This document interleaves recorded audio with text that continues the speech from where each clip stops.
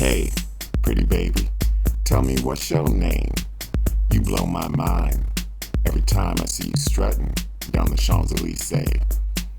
Legs to die for, and you got a wonderful ass. It's obvious you a dame with a lot of style and class. Je m'appelle. Hey baby, what your name is? Je m'appelle. You won't give me your number? And girl, that just ain't fair. Go ahead, be that way. See if I care. Are you a model? This is Paris, France. But you acted like your shoes too tight when I asked you to dance. Come on, baby. What's the story? Tell me what's your name? With that beautiful derriere, you're driving me insane. Je m'appelle.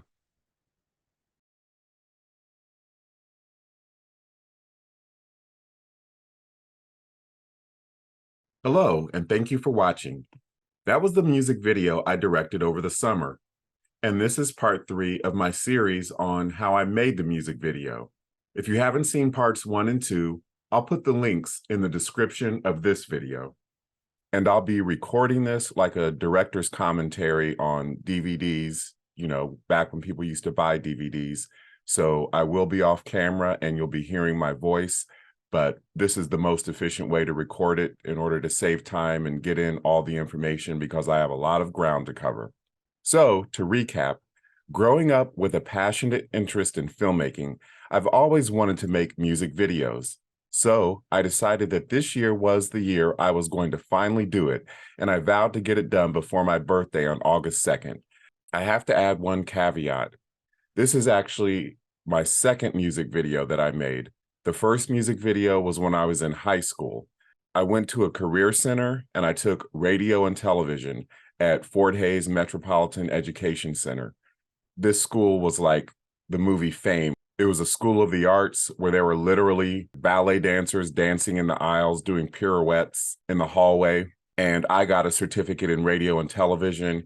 And for one of my projects, I did a music video for a local rap group. So all those many years later until now, this is my first music video that I've made as an adult. Now, because I waited so late in the year, I didn't have enough time to execute my original idea of approaching a local music artist about making a music video for one of their songs. So I came up with an idea for a music video that I could do myself. I used software to create an original song that's inspired by my favorite artist, Prince. This song is very avant-garde and experimental. It's basically like a demo tape by someone like myself who is not a musician. Making this very rough song provided me with a piece of music to create a music video around. While the song is very rough, the upside is it enabled me to avoid any potential copyright issues with posting the music video to YouTube and other platforms. As much as I love to support musicians, especially indie musicians, making my own song ensured that I didn't have to deal with an artist who changed their mind at the last minute, decided that they didn't like the video I shot, and tried to prevent me from distributing it. As filmmaker David F. Sandberg said during a recent interview with Indie Film Hustle, I made a point of trying to record as much sound myself as I can and try to make my own music. Even though it's not great, I can use it as much as I want. The song that I made the music video for is called What Your Name Is, and in parentheses, Je m'appelle, which means my name is in French. It's a rap basically with my voice disguised with a vocal effect. This song, What Your Name Is about a guy who's trying to get a girl's attention and she is just not having it. She is basically telling him, talk to the hand, as they used to say in the 90s. The song has a comedic tone to it and is supposed to bring to mind funny, lighthearted Prince songs like Chlorine Bacon Skin. In that song, which was featured on Crystal Ball, his 1997 collection of previously unreleased tracks, Prince plays a funny character named Jamie Starr, who is always talking trash and trying to rap to women. A little inside joke with the video. If you notice, at the beginning and the end of the video, just like how BET and MTV and VH1 used to kind of label their videos, put titles as to who the artist and record label is, I listed Jazz EC as the artist. Jazzy C is a nickname that I came up with when I was in middle school. Like everyone who came up in the past 50 years, I was influenced by hip hop. And hip hop is, in fact, celebrating its 50th anniversary this month in August 2023 as I record and post this video. Seeing Crush Groove in middle school was really a formative experience for me. I was already a Sheila E. fan, and of course, I loved the song Holly Rock that Prince wrote that she performed on the soundtrack. And I also liked You Can't Stop the Streets by Shaka Khan and If I Ruled the World by Curtis Blow. So 8th grade is when I started getting into hip hop and other hip hop artists like Run DMC, and I came up with the hip hop stage name Jazzy C that who knew all these years later I would end up using in an actual song that I created. What is the first step of making a music video? Well, for me, the first step, as I mentioned, was finding a song to make a music video for. The second step was to come up with a concept for the music video. Having a micro budget and limited resources for this music video, I decided to keep it simple. So I came up with an idea of a girl and a guy interacting in front of a simple, plain backdrop. As I mentioned in part 1 of this video series, as a Generation X kid, I grew up during the golden age of music videos. BET, MTV, and VH1 actually played music videos around the clock when I was coming of age in the 80s. There were super elaborate videos, of course, like Janet Jackson's Rhythm Nation, but there were also simple yet effective videos like Tina Turner's Steamy Windows, which features Tina dancing in front of a plain white backdrop with cutaways to dancers and musicians in different lighting setups. My video for What Your Name is inspired by classic videos like Tina's Steamy Windows, the less is more approach. The third step in making the music video was to find actors and/or models to star in the video. Even though I'm the one rapping on the track What Your Name is, I didn't want to appear in the video. I just didn't feel that I had the kind of cool vibe that rappers have. I just thought I would look ridiculous appearing on camera, like performing the song. Now that posed a challenge because one of the big parts of a lot of music videos is the performer singing or rapping to the camera. I didn't have cutaways of myself rapping to the camera, performing to the camera. So I had to fill up all the time with the models and actors sort of acting out the lyrics of the song.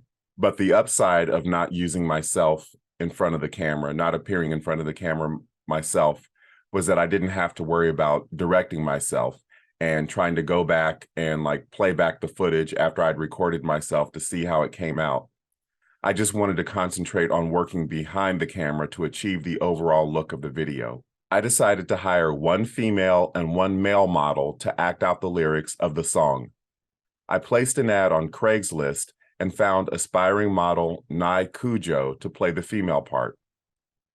I asked for potential models to send me photos of themselves, and the outfit that Nai wore in the photo she sent me was like the perfect outfit that you'd see a young woman who performed with Prince back in the day, something that a Prince girl would wear on stage or in a music video. Although I lucked out and found the female lead of the video right away, I didn't get as much response from male models. So I called on a friend that I've worked with before, Tim Lockett. Tim appeared in the new movie I directed, Things Are Tough All Over, which I'm currently in the process of shopping around to film festivals. Tim worked out perfectly. I had envisioned an actor who resembles Tony M., a rapper and dancer who was a member of Prince's New Power Generation band in the 90s. The fourth step in making the music video was to find a place to shoot the video. Before I booked the actors, I had to have a studio or some place for them to come to shoot the video, of course. Now, for my movie, Things Are Tough All Over, I shot much of it at my own house, just used my house as a set. Even though it's easy to convert my dining room into a photo studio because it's pretty spacious and it has a lot of natural light because there's a big screen door, I didn't feel comfortable asking Nai, a young woman I'd never worked with before, to come to my house. So I did a Google search for studio space. Through a site called Peerspace, I found a professional studio called Columbus Studio Space. At least that's how it's listed on Peerspace in my hometown of Columbus, Ohio. that perfectly suited my needs. The fifth step. It's debatable whether this step should come before finding studio space, but what I'm calling the fifth step is mapping out the look for the video. And by mapping out, I mean writing out a script and a shot list that spell out the scenes that you plan to shoot. I mean, there are many ways to shoot a music video or a movie or any piece of content. Some people try to script everything out beforehand because they like being prepared. And some people just kind of like to fly by the seat of their pants and just kind of have a broad concept of what they're trying to accomplish. And some directors are somewhere in the middle. And I would say I'm somewhere in the middle. I like to plan out what I'm going to do and have the basic logistics nailed down, but I also like to leave room for spontaneity. And it sort of ends up being that way by default because a lot of times I run out of time to especially make storyboards. I had planned to make storyboards detailing each shot, but I didn't get around to that. Now, for a music video, unlike a movie script in which you need lines of dialogue for the actors to say, I didn't write out a formal script for What My Name Is. Since the actors didn't have any lines of dialogue, basically what I did was made notes that formed a rough sketch of the concept in my mind that I communicated to the actors when we arrived at the studio. I came up with the idea of a guy throwing game, so to speak, at a pretty girl. A couple of weeks before the video shoot, I wrote out an initial list of shots that I could envision, such as the guy approaching the girl and her giving him the talk to the hand gesture. A couple of days before the video shoot, I listened back to the song I'd recorded and brainstormed more ideas for shots, such as the girl pretending to walk a dog. The shots I came up with don't necessarily act out every lyric to the song, but you don't want every shot to be too, quote unquote, on the nose, as the saying goes, or it comes across as too literal and corny. So here are some lessons from the music video. I shot this music video on a Tuesday evening after I got off work from my day job. I booked the studio from 6:30 to 8:30 p.m., and I gave the actors a call time of 6:30 p.m. right when the booking started. In hindsight, it would have been wise to ask the actors to get there around 6:45 or 7 so that I could check in with the owners of the studio and set up the lights, camera, and tripod. It was great that the actors not only arrived on time, but a little bit early. I appreciate punctuality. But it ended up being a bit hectic with me trying to handle business with the owners of the studio and greet the actors and explain how the shoot would go. My advice to anyone who is planning to film a project at a studio or a facility where you have to pay for the time, I would suggest telling the actors to get to the studio at least 15 to 30 minutes after you get there, just to give yourself time to get your bearings and set up your equipment before they arrive. Something else that I would definitely recommend is that if you can, visit the studio space before you book it. If visiting the studio space before you book it isn't logistically possible, if, for example, you found the space at the last minute before your shoot, or if the studio space is in another city and you can't travel there before the shoot, at least ask the owner of the studio space if there's equipment you can use that comes with the rental. If I had asked the owner of the studio space that I used for this music video about what equipment came with the rental, that would have saved me a lot of time and energy because there were lights and a backdrop at the studio so that I didn't have to bring that equipment myself. But because I didn't know that ahead of time, I wasted time running around the morning of the shoot, packing up my car with a backdrop and lights that it turns out I didn't need. So the lighting setup for the music video was 2 overhead softboxes stationed on the left and right of the set, and 2 slim white tube lights sitting on the floor, also to the left and right of the set, just outside of the camera frame. Another piece of equipment that I brought with me that I turned out not to use was a clapper. You know that thing, you've seen it in behind the scenes footage, the clapper that someone claps, it's like a slate before the actors start saying their lines on a set. So I brought that clapper with me that I also used on the recent indie film that I just completed called Things Are Tough All Over.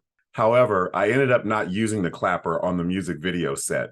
It wasn't necessary because I didn't need to sync sound, and a clapper is used to sync dialogue with the visuals when feature films or any kind of film or video that includes video and sound. That clapper is used to sync the sound with the visuals. But because I was just shooting a music video where the actors don't have any dialogue and the only sound is the music, I didn't need the clapper. But the reason that I brought it was just to kind of alert the actors that I wanted action to start and that the camera was rolling.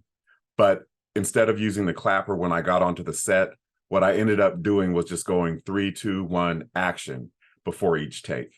In working with the actors on the What Your Name Is music video, I realized I had gotten a bit rusty in directing people since my most recent experience shooting was the independent film I just mentioned, Things Are Tough All Over. Now, we shot that in 2019 before the pandemic, and I've made a lot of YouTube videos since then, but shooting a YouTube video, which I normally shoot by myself, is not the same with interacting with models or actors on a set. It's just a totally different ball game when you're interacting with other people and trying to get them to kind of realize the vision that you have in your head. So to put myself and the actors at ease, before we started shooting, I told the actors, look, this is no big deal, just have fun with it. Also, before we started shooting, I kind of explained to the actors the characters that they would be playing that I had in mind. For Tim, I explained that his character is a guy who's insecure and is comically trying to get a girl's attention, not harassing her, just being very persistent and trying to get her attention. For Nye, I explained that she's a girl who's tired of guys hitting on her, and she's not stuck up. She's just tired of guys kind of being rude and not getting the picture when she says, hey, I'm not interested. Now, as is often the case, actors take direction and they kind of put their own spin on it. The way that Nye and Tim interpreted the direction I gave them was sometimes how I envisioned the characters in my head and sometimes not. For example, I asked Tim to make flirtatious gang signs, which sounds absolutely ridiculous. Fortunately, Tim seemed to understand what I was looking for, and he made these kind of comical gang signs and kind of put his own spin on it. It wasn't exactly what I was looking for or exactly the way I would have done it if I was the actor, kind of acting out my own direction, but it really worked for the video. Both Tim and Nye are talented performers. And I think Nye has a great face, very high fashion, but she also reminds me of sort of like an old-fashioned silent film star, especially in the shot where she's sitting with her chin propped in her hands. I could have seen a star of an old silent movie doing an action like that. Now, when I showed Nye and Tim the music video after I finished editing it, they were very gracious, and they said they liked the way it turned out. Working with Tim and Nye was a great experience, but I have to emphasize the importance of having on-camera talent to sign releases before you start filming. So just in case an actor or a model says they don't like the way they look on camera, or something else comes up after you finish shooting and the actor or model says, please don't use my footage, what you as a filmmaker can say is, I have a signed release and that enables you to use the footage anyway. Now, it's not about being mean or playing hardball. It's just about being professional and having your paperwork and your business in order so that no problems arise after you finish shooting. So here's a tip for directors for how to dress when you're on set. I dressed for comfort in a polo shirt that I've had for years and some comfortable pants. And I also wore a ball cap so that I didn't have to worry about how my hair looked in the behind the scenes footage. But everyone's different. Tom Ford, the famous fashion designer who transitioned into filmmaking a few years ago, said in an interview I read that he enjoyed dressing up on the set of the movies Nocturnal Animals and A Single Man, which he directed. Ford said that being dressed up made him feel confident as a director, almost like he was wearing a suit of armor that made him feel prepared for anything. Well, to each his own. Another tip for aspiring filmmakers is to keep in mind that directing is not just an artistic exercise. There's also a physical component to it. Since it had been a few years since I'd been on a proper set, I'd forgotten how physically demanding that shooting can be. The morning after the shoot, I was a bit sore from moving around so much, acting out moves for the actors, crouching down to look through the camera. I was also a bit hoarse from talking so much and projecting my voice when giving direction. And that's just for the 2 hours that we shot. If we had shot for a lot of shoots go on for like 12 to 14 hours, I can't imagine how physically sore and hoarse I would have been the next day.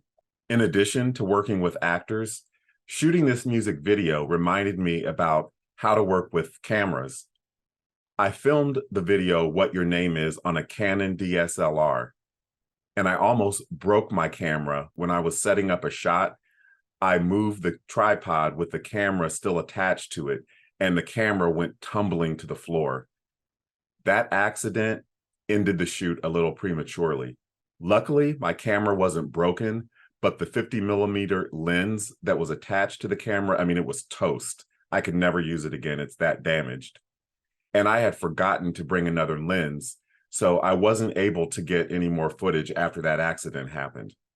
Fortunately, the accident happened toward the end of the shoot, and I had enough footage to edit with, so it didn't end up being a catastrophe.